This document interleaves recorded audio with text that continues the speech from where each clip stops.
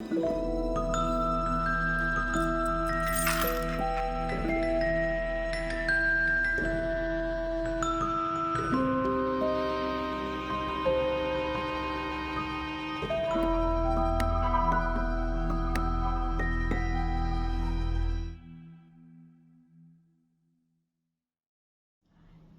everyone, this is Ian with Sanctum. Welcome back. Today I am going to be answering a question that we've gotten a number of times over the years. We will casually refer at times to this can be memorized, or you can learn this, or this is easier if you have used certain memory techniques, and we've been asked, what memory techniques are you talking about? So today I'm going to go over a couple of them and provide you with some reading material. If you are interested in more, please comment, like, subscribe, and let me know if you would like memory tricks and brain hacks to be an ongoing series. That could be an interesting one. Today I'm going to talk about a couple of sort of the fundamental ones, and the first one, and probably the most famous one I'm going to talk about, is what's called a mind palace or a memory palace. This is the use of a place where you spend a lot of time. So it already has real estate in your head, quite literally, as a mnemonic aid. You already have a pretty basic idea of how the place you live, for example, is laid out. You probably don't have to think very hard about what room connects to what room in what way.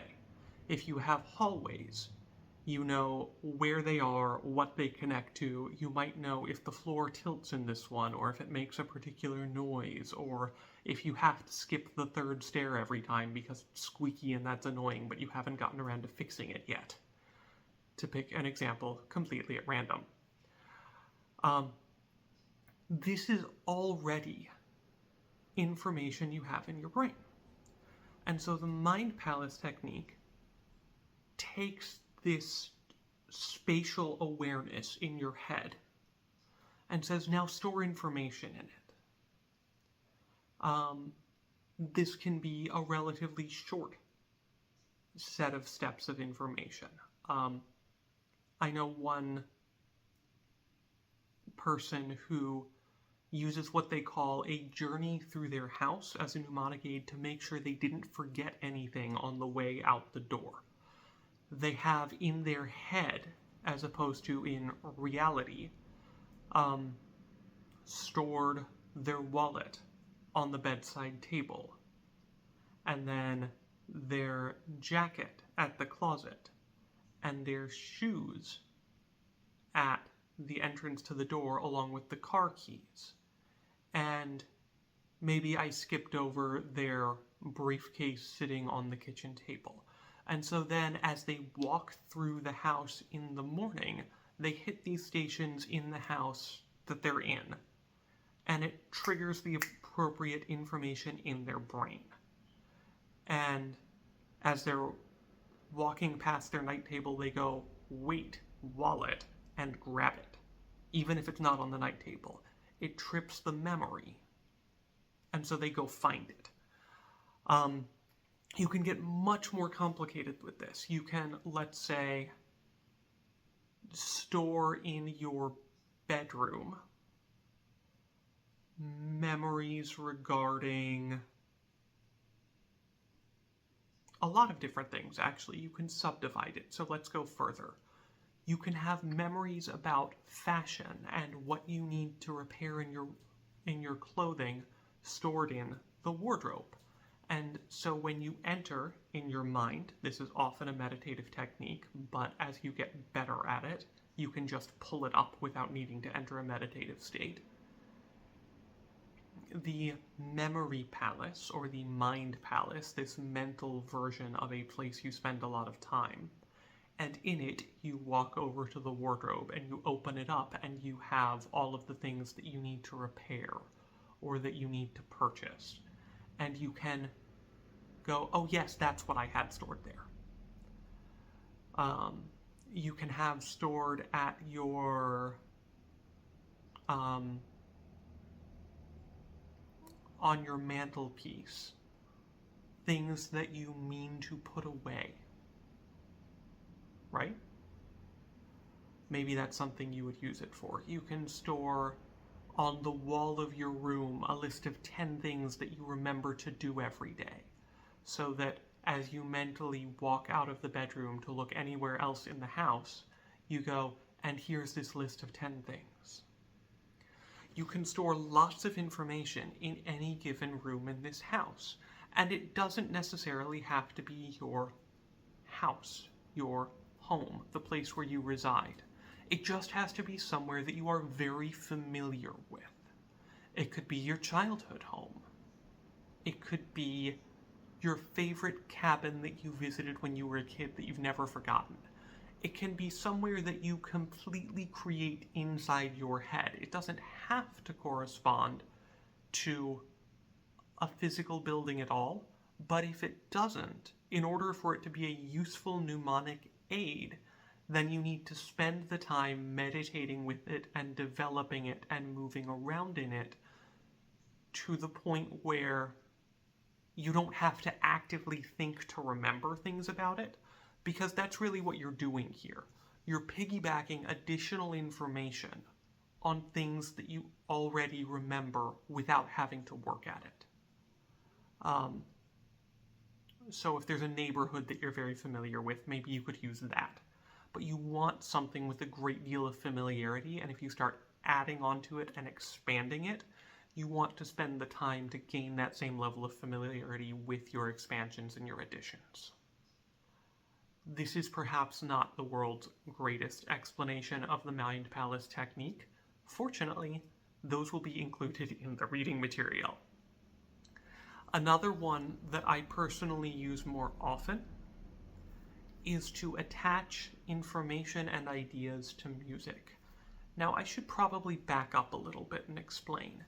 The core idea with any memory technique is that you are piggybacking information that is difficult to remember onto something that is easy to remember. Your mnemonic framework is the thing that is easy for you to remember, like your home or your childhood house or a neighborhood that you're familiar with. The information that you're piggybacking on it, you stick in places or in pieces or connected to somehow that thing that it's easy for you to remember. With music, what you're doing is you're taking advantage of the fact that your brain remembers music really well. This is why songs get stuck in your head. And you can either study, so practice a monologue, for example, with specific music playing.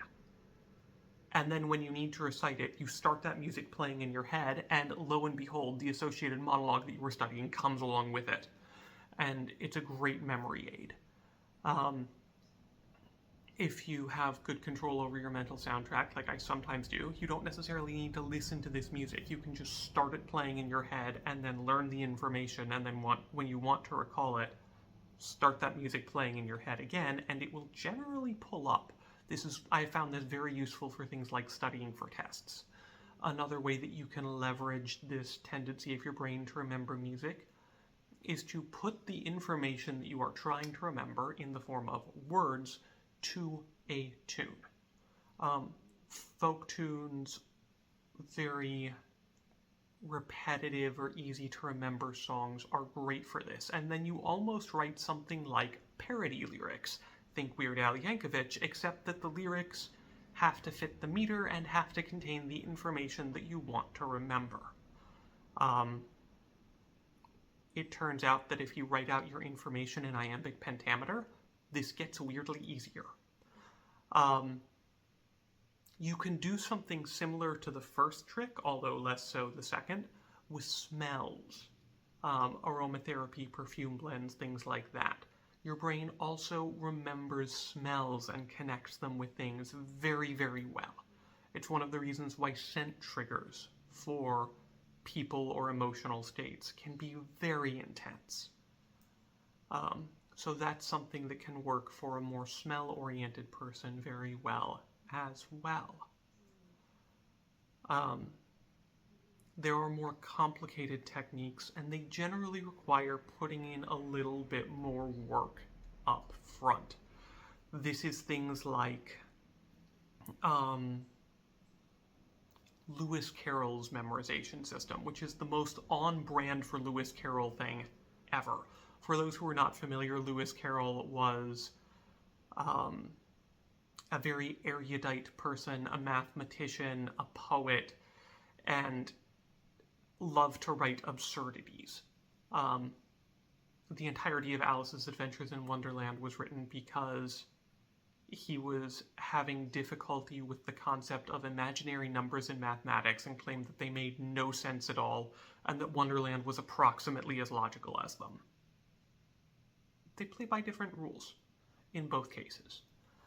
Lewis Carroll would take words, convert them to numbers via a conversion set that I'm not going to go into here, and then convert them back into letters with essentially each digit corresponded to a consonant sound, a common one.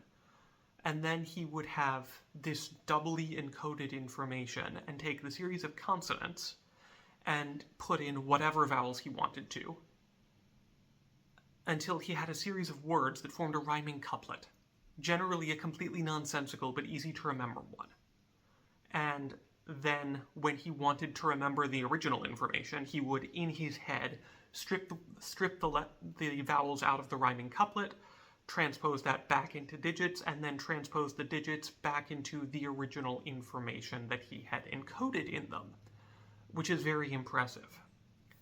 Obviously, this requires taking the time to get to the point where you can encode arbitrary information into a sequence of digits, and then turn that into a sequence of consonant sounds, and then be good enough at constructing nonsense poetry to turn that into rhyming couplets.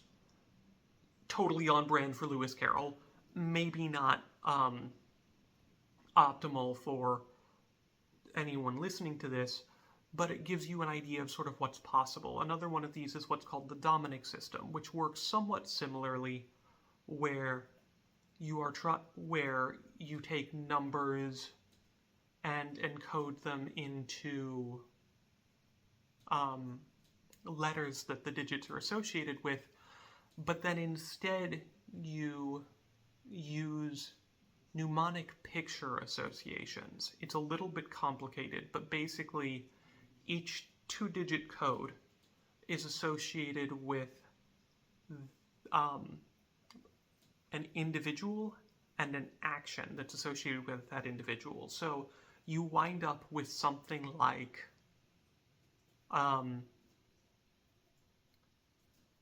a mental image of Albert Einstein laughing like Santa Claus while burning from a hydrogen explosion.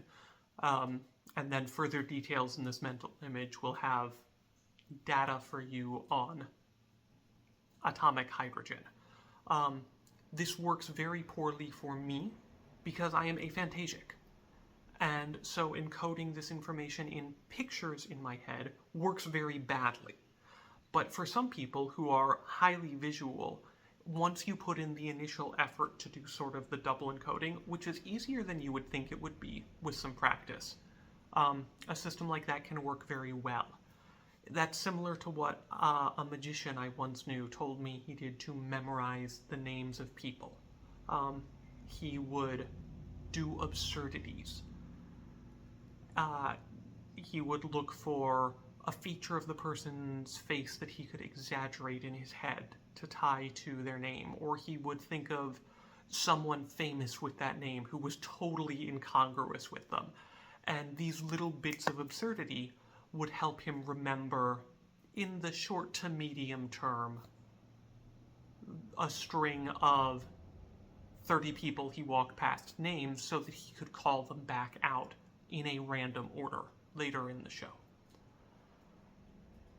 A couple of pieces of recommended reading. I have two of the books here that I would recommend. The first one is this one. It is called Mind Performance Hacks.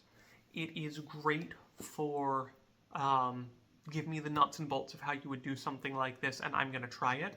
This and a couple of books that came after it were developed based on the contents of what used to be the Mentat Wiki. This was a thing that existed when the internet was young, and people were trying to figure out how to turn themselves into something approximating the human computers from Dune. So this is very much focused on techniques. It has a lot of them. Not all of them are based on memory. This one, Programming the Human Biocomputer, is an amazing book for the idea of how you can get your brain to function how you want it to. And in some ways, it's a little bit less hands-on, direct nuts and bolts, do this, then do this. It's more of a toolkit set of ideas, processes, and you can apply them in lots of different ways. A third one that you may find interesting is The Memory Palace of Matteo Ricci, which is, I do not have here, be aware it is a very Christian book. It is focused on the first person who really developed the memory palace technique to the extent that he did, who was a Jesuit who went to China to evangelize Christianity, and he needed to keep the entire contents of the Bible and all of his sermons and speeches in 2 different languages in his head. And so he developed his mind palace technique to be able to store all of that in a way that he could retrieve it on command. It has been my experience that most people are capable of learning some variation of these techniques. I obviously don't use the visual-centered ones, but I can use proprioceptive ones or music-focused ones to create mnemonic skeletons for myself that work quite well for me. It does require that you stick with it for a while, because initially the exercises to construct any of the more complicated memory devices are really frustrating.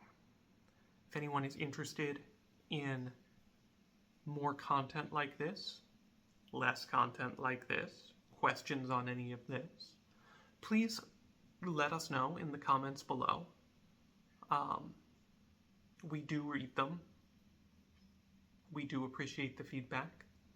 And everyone, please like, subscribe, like I said, comment, and thank you all for watching. I'll see you next time.